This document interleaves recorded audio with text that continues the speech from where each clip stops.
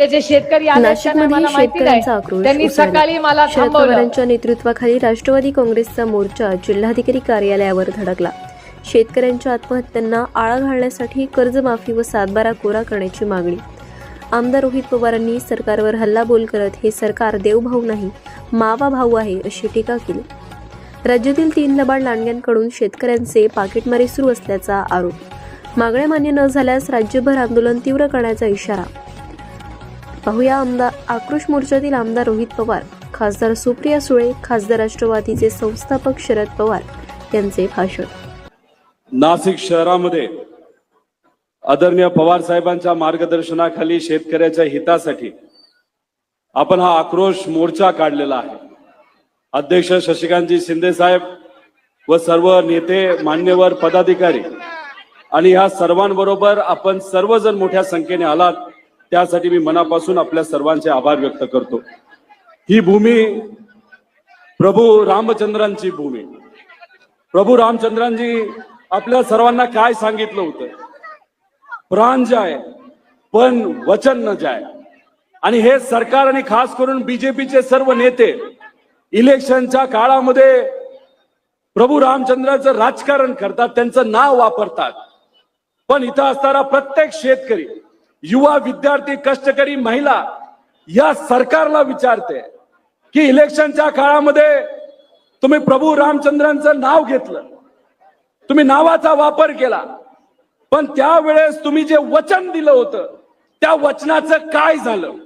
काय वचन दिलं होतं, काय शब्द दिले होते? या सरकारच्या सर्व नेत्यांनी कर्जमाफी बद्दल बोलले होते का नव्हते? मी मागे असणाऱ्या सर्व शेतकऱ्यांना विचारतो, या सर्व नेत्यांनी काय सांगितलं होतं? शेतकऱ्याला कर्जमाफी देणार का नाही देणार?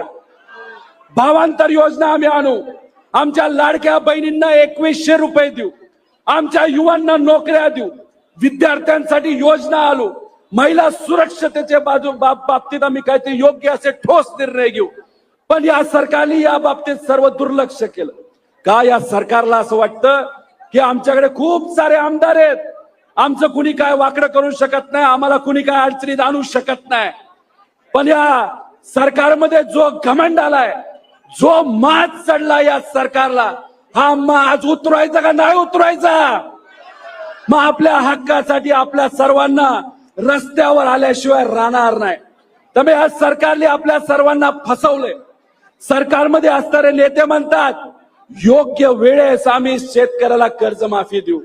अहो, दिवसाला 8 शेतकरी आत्महत्या करतायत. 5 वर्षामध्ये 14,000 शेतकरी आत्महत्या करतील. या सरकारमधल्या नेत्यांना असं वाटतं 2029 इलेक्शनच्या आधी आपण कर्जमाफी देऊ आणि कर्जमाफी दिल्यानंतर आपण परत एकदा सत्तेत येऊ. पण या 5 वर्षामध्ये जर या 12-14,000 शेतकऱ्यांनी आत्महत्या केली तर या आत्महत्याला कोण जबाबदार असणार आहे? पूर्णपणे हे सरकार जबाबदार असणार आहे. काही दिवसांपूर्वी पेपरमध्ये आपण सर्वांनी जाहिराती बघितल्या, देवा भाव म्हणून. अहो, तिथं बेनामी जाहिराती या लोकांनी दिल्या. अहो, देवा भाऊ आम्हाला माहित नाही, पण या सरकारमध्ये कोण बसलेत? तर मेवा भाऊ बसलेत. मेवा भाऊ यांना फक्त मलिदा खायचंय, यांना फक्त दलाली करायची आहे, यांना फक्त भ्रष्टाचार करायचंय असं आम्हा सगळ्यांना त्या ठिकाणी वाटतं. अहो, कर्जमाफी करण्यासाठी त्याला वाघाचं जिगर लागतं आणि वाघाचं जिगर जर कोणामध्ये असेल तर आदरणीय पवार साहेबांमध्ये आहे. हे सरकार लबाड लांडग्याचं सरकार आहे आणि या सरकारमध्ये एक लांडगा नाही, 3 लांडगे आहेत. त्यामुळे या लबाड लांडग्याच्या सरकारला तुमच्या बाजूचे निर्णय घ्यायला कुठेतरी त्या ठिकाणी जिगर नाही. त्यामुळे कांद्याला हमी भाव मिळाला पाहिजे यासाठी मोर्चा काढलाय. आमच्या द्राक्षाला भाव मिळाला पाहिजे, आमच्या टोमॅटोला भाव मिळाला पाहिजे, आमच्या शेतकऱ्याच्या कुठल्या अडचणी येतात त्या सुटल्या पाहिजे. अहो, हे सरकार काय करतं माहितीये? तुमचं पाकिट मारते, पाकिट मार. हे पाकिट मार सरकार आहे. अहो, जीएसटीच्या माध्यमातून आपल्या या राज्यातल्या सामान्य लोकांनी या देशातल्या सरकारला 20 लाख कोटी रुपये गेल्या 8 वर्षामध्ये दिले. आणि काय आता म्हणतात की आम्ही जीएसटी कमी केला. अरे मग 8 वर्ष तुम्ही काय करत होता? 8 वर्ष आमच्या सर्वसामान्य लोकांकडे तुम्ही पैसा गोळा केला. या राज्यातल्या शेतकऱ्याने 2 लाख कोटी रुपये या सरकारला दिले. पण मग या सरकारकडनं आमच्या शेतकऱ्यांनी 35,000 कोटीची कर्जमाफी ही अपेक्षा ठेवायची नाही का? त्यामुळे हे सरकार खोटारडं सरकार आहे. या सरकारला आपल्याला जमिनीवर आणल्याशिवाय राहणार नाही. त्यामुळे इथं तुम्हा सर्वांना एकत्रित येऊन रस्त्यावर येण्याची जरूरत आहे. आणि आज तुम्ही सर्वजण मोठ्या संख्येने आलात, त्यासाठी मी आपल्या सर्वांचेच मनापासून या ठिकाणी आभार व्यक्त करतो. त्यामुळे या दलालीबाज मेवा भाऊ सरकारला कुठे जमिनीवर आपल्या सर्वांना आणावं लागेल. पवार साहेब हे भाषण करणार आहे, त्यामुळे मी जास्त वेळ बोलून आपल्या सर्वांचा वेळ घेणार नाही. फक्त घोषणा आपण सर्वांनी तिथं द्यावी. पवार साहेब आप आगे बढो. एवढा कमी आवाज चालणार नाही. पवार साहेब आप आगे बढो. शेतकऱ्याचा 7-12. धन्यवाद. जय हिंद, जय महाराष्ट्र, जय शेतकरी. आदरणीय पवार साहेब, सुप्रियाताई, आपले प्रदेश अध्यक्ष शशिकांत शिंदे साहेब, व्यासपीठावरील सर्व मान्यवर आणि बंधू भगिनींनो, आपल्या शशिकांत शिंदे साहेबांनी एकच वाक्य सांगितलेलं आहे, साहेब खडे तो सरकार से बडे.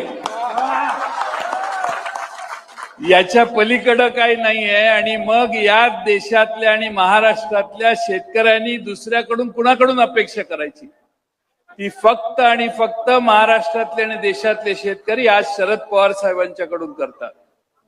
या राज्यातल्या शेतकऱ्यांना पवार साहेबांच्याकडून फार मोठ्या अपेक्षा आहेत. कारण आज तो फार प्रचंड मोठ्या संकटाला तोंड देतोय.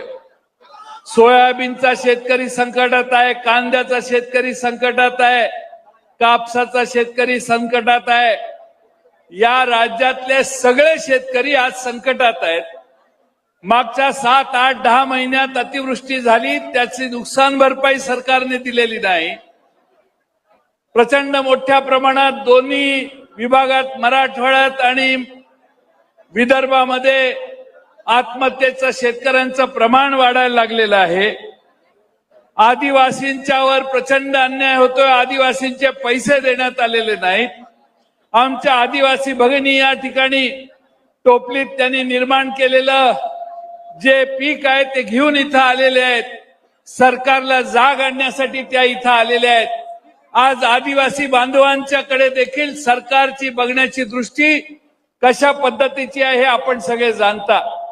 आणि म्हणून महाराष्ट्रातल्या शेतकऱ्यांनी हा आक्रोश मोर्चा काढलेला आहे. आपल्या महाराष्ट्रातल्या शेतकऱ्यांच्या तर जागृती झालेलीच आहे, पण सरकार मात्र या सगळ्या दृष्टीनं दुर्लक्ष करणारं सरकार आहे. सरकारला कर्जमाफी करायची नाही. 7-12 कोरा कोरा कोरा सांगणारं सरकार आता कर्जमाफी बद्दल बोलत नाही. तिघांचं सरकार एकमेकावर जबाबदारी ढकलतंय.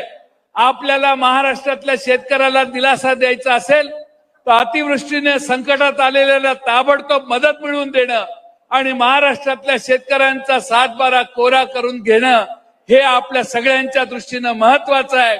आणि म्हणून आज पवार साहेबांच्या नेतृत्वाखाली या ठिकाणी नाशकात हा प्रचंड मोठा मोर्चा आपल्या सर्वांच्या समोर निघालेला आहे. मला खात्री आहे की राज्याचं सरकार जागा होईल. राज्याच्या सरकारने निवडणूक येण्याच्या आधी जी आश्वासनं दिली त्यातली कोणती आश्वासनं पूर्ण करत नाहीये सरकार. पण किमान आमची अपेक्षा आहे की महाराष्ट्रातल्या शेतकऱ्याला तरी फसवू नका. 7-12 कोरा कोरा करण्याची तुमची जी घोषणा आहे ती पुढच्या 1-2 महिन्यात सत्यतेत आणण्याचं काम महाराष्ट्राचे मुख्यमंत्री आणि त्यांच्या मंत्रिमंडळाने करावे अशी मी अपेक्षा करतो. आणि प्रचंड मोठ्या संख्येनं आपण इथं खानदेशातून, मराठवाड्यातून, पश्चिम महाराष्ट्रातून इथं आलात त्या सर्व शेतकऱ्यांचे आणि कार्यकर्त्यांचे आभार मानतो. आणि जय जवान, जय जवान, जय किसान. आज नाशिकला आपण सगळे सरसकट कर्जमाफी मागण्यासाठी इथे आलेलो आहोत आणि ही एका मोठ्या संघर्षाची सुरुवात आहे. जयंतरावांच्या भाषणात म्हणाले की आज नंतर 2-3 महिन्यांमध्ये या सरकारने ही सरसकट कर्जमाफी झाली पाहिजे. मी महाराष्ट्राच्या तमाम शेतकऱ्यांना आवाहन करते की आज नंतर आपण विनम्रपणे आपापल्या जिल्ह्यात जा, तुमच्या कलेक्टरला भेटा, कलेक्टरला विनम्र विनंती करा की तुम्ही माननीय मुख्यमंत्र्यांना सांगा की तुम्ही शब्द दिला होता की सरसकट कर्ज माफी करू, ओला दुष्काळ जाहीर करा, सरसकट कर्ज माफी करा. 1 महिन्याचा कालावधी देऊ. जर 1 महिन्याच्या आत आमच्या शेतकऱ्यांना न्याय मिळाला नाही तर ह्या सरकारला आम्ही कुठे फिरू देणार नाही, हे मी तुम्हाला स्पष्टपणे सांगते. एक तर इकडे लाडक्या बहिणींना आम्हाला निधी दिला तर दिला, त्याच्यात मी नाहीये लाडकी, पण लाडक्या बहिणींना निधी दिला आणि पहिल्या टप्प्यामध्ये 25 लाख महिलांची नावं कमी केली. हे आम्ही सहन करणार नाही. फौजियाताई आणि रोहिणीताईंच्या नेतृत्वात आपण एक मोठं जन आंदोलन सुरू करतोय. गाव वाडी वस्तीवर जाऊ, पण ज्या महिलेवर अन्याय केलेला आणि तिचे बंद केलेले आहेत पैसे, तिच्यासाठी संघर्ष करू आणि तिला पैसे मिळवून देऊ. तसंच प्रत्येक शेतकरी बांधवासाठी करू. तुम्ही म्हणला होता सरसकट कर्जमाफी करू, आम्ही तो शब्द दिला होता.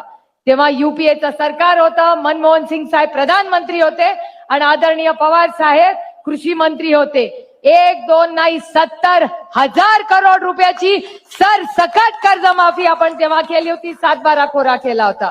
आज सरसकट कर्जमाफी होते ना, नवीन इथे कुणाला पैसे मिळत आहेत. इथे जे शेतकरी आलेत का नाही मला माहिती नाही, त्यांनी सकाळी मला थांबवलं. म्हटलं काय झालं रे बाबा? मला म्हणले तुम्ही चला नाशिक बँकेत आमच्या बरोबर. म्हटलं कशासाठी नाशिक बँकेत चालू? ते म्हणले 5,000 शेतकऱ्यांची नावं, बरोबर ना, 65,000 शेतकऱ्यांची नावं कमी केलेली आहेत आणि नवीन कुठली तरी नावं घेतलेली आहेत आणि आमच्यावर हा अन्याय चाललाय, हा भ्रष्टाचार कुठेतरी थांबा. मी तुम्हाला शब्द देते, आम्ही सगळे 8च्या 8 इथे खासदार आहोत. आम्ही दिल्लीला जाऊ, आम्ही केंद्र सरकारकडे तुम्हाला न्याय मागू आणि नाशिक जिल्हा बँकेची इन्क्वायरी लावायची जबाबदारी ही आजपासून आमच्या 8 जणांची आहे. आज हे तुमचं काम नाही, आमची जबाबदारी आजपासून. आणि हा मोर्चा मी आज इथले सगळे नाशिक जिल्ह्यातले सगळे आमचे सहकारी पदाधिकारी, रोहित असेल, सगळ्यांनी ज्यांनी कोणी कष्ट केले. तुम्ही जेव्हा म्हणत होता शेतकरी खरंच तुमच्या आयुष्यभर लक्षात राहील असा शेतकरी, खरंच अतिशय उत्तम नियोजन केलंय, अतिशय उत्तम आज मोर्चा झाला. पण ही एका मोठ्या कामाची छोटीशी सुरुवात आहे. आपल्यावर खूप जबाबदारी आणि अपेक्षा आपल्याकडूनच आहेत लोकांच्या. त्याच्यामुळे आजपासून प्रत्येकाने ज्याच्याची अडचणीत आहे, मग बँकेत असेल, त्याची इन्शुरन्स असेल, कुणाचंही काम आज नंतर प्रत्येकाला वाटलं पाहिजे की मला न्याय देणारा कुठला पक्ष आहे, तर तो राष्ट्रवादी काँग्रेस पक्ष आहे. आणि आदरणीय पवार साहेब आणि त्यांचे सगळे आपण शेलेदार, हे न्याय मिळवून द्यायची जबाबदारी आपल्या सगळ्यांवर आहे. आम्ही 8 खासदार तुमच्या वतीने कृषी मंत्र्यांना भेटू, माननीय प्रधानमंत्र्यांना भेटू आणि देशातल्या अन्न खाद्य सगळ्या मंत्र्यांना भेटू आणि तुम्हाला न्याय मिळाल्याशिवाय आम्ही स्वस्थ बसणार नाही. आणि जोपर्यंत, मी पुन्हा सांगते, 1 महिना प्रेमानी आदराने विनंती करत राहू, पण 1 महिन्यानी जर या देवाभाऊच्या सरकारनी सरसकट कर्ज माफी दिली नाही तर आम्ही मंत्र्यांना महाराष्ट्रात फिरू देणार नाही नाही नाही. त्यामुळे आज हे चांगलं नियोजन केलं, याबद्दल सगळ्यांचे आभार मानते आणि शब्द देते तुम्हाला की हा काळ्या मातीशी इमान राखणारा, तुमच्या आणि माझ्या अन्नधान्याचा प्रश्न सोडवणारा हा शेतकरी आहे. तोच या भारताचा आणि महाराष्ट्राचा कणा आहे. तुमचा शब्द आम्ही कधी पडू देणार नाही. कितीही आम्हाला आंदोलन किंवा कष्ट करायला लागतील ते करू, पण तुम्हाला न्याय मिळवून दिल्याशिवाय आदरणीय पवार साहेबांचा हा पक्ष आणि तुमचा आणि माझा पक्ष हा स्वस्थ बसणार नाही. एवढीच ग्वाही देऊन आपली रजा घेते. जय हिंद, जय महाराष्ट्र, जय जवान, जय किसान, जय संविधान. साहेब 2 मिनिटं. साहेब, या जिल्ह्यामध्ये माथाडी कामगार आहेत, पण मालेगावचे लूम कामगार आहेत 2 लाख, त्यांचा सुद्धा न्याय आम्ही देणार आहोत. आणि पुढच्या आदेशानंतर कृषी अधिकाऱ्यांना प्रत्येक जिल्ह्यात घेराव घालायचा आहे कर्जमाफीसाठी. आदरणीय शरदचंद्रजी पवार साहेब तुम आगे बढ़ो. आवाज जोरात गेला पाहिजे महाराष्ट्रापर्यंत. कर्जमाफी आमच्या हक्काची. पवार साहेब तुम आगे बढ़ो. पवार साहब तुम आगे बढ़ो.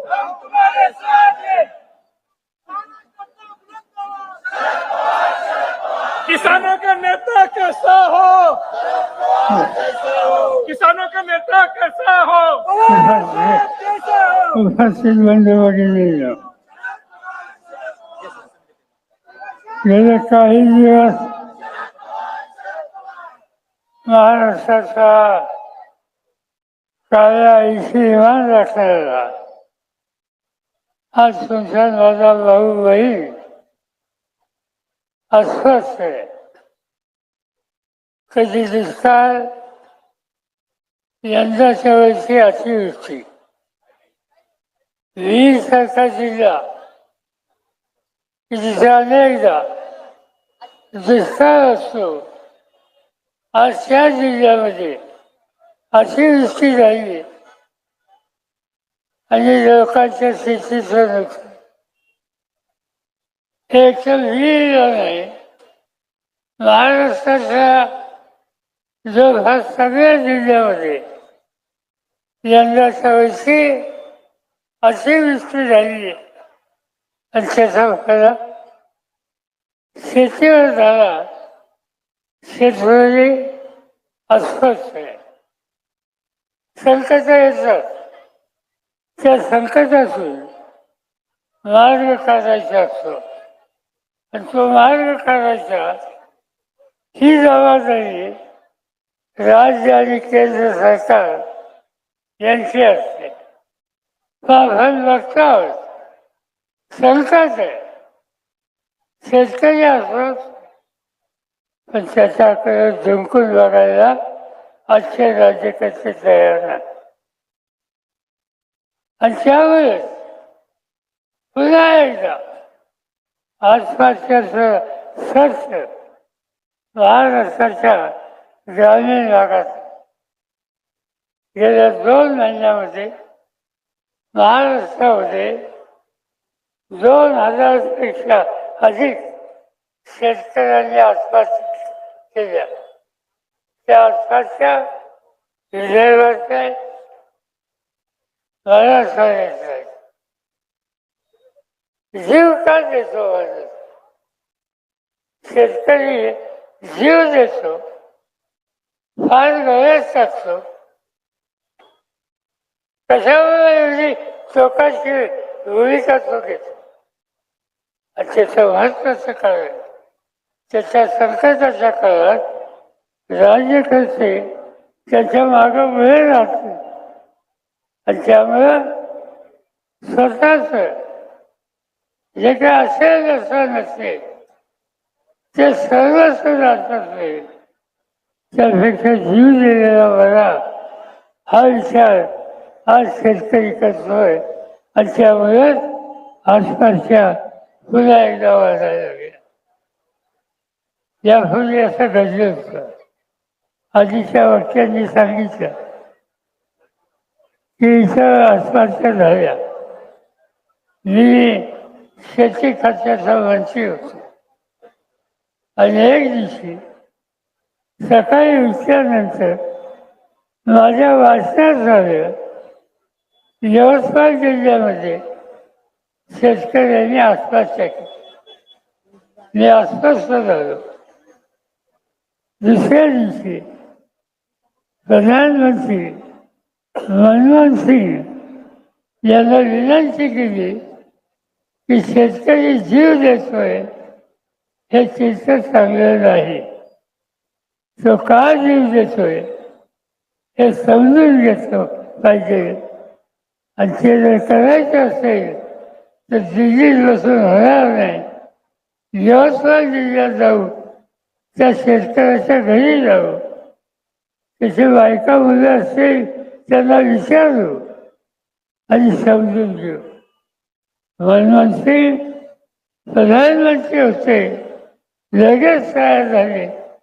दुसऱ्या दिवशी आम्ही दोघंही नागपूरला आलो, वर्ध्याला गेलो, यवतमाळला गेलो आणि ज्या घरात शेतकऱ्यांनी आत्महत्या केली होती त्याच्या घरच्यांची भेट आम्ही दोघांनी घेतली. ती माऊली शेतकऱ्याची बायको जसा जसा रडत होती तिला मी समजून काढली. मी विचारलं, माऊली तू का रडते, तुझ्या मालकाने जीव का दिला?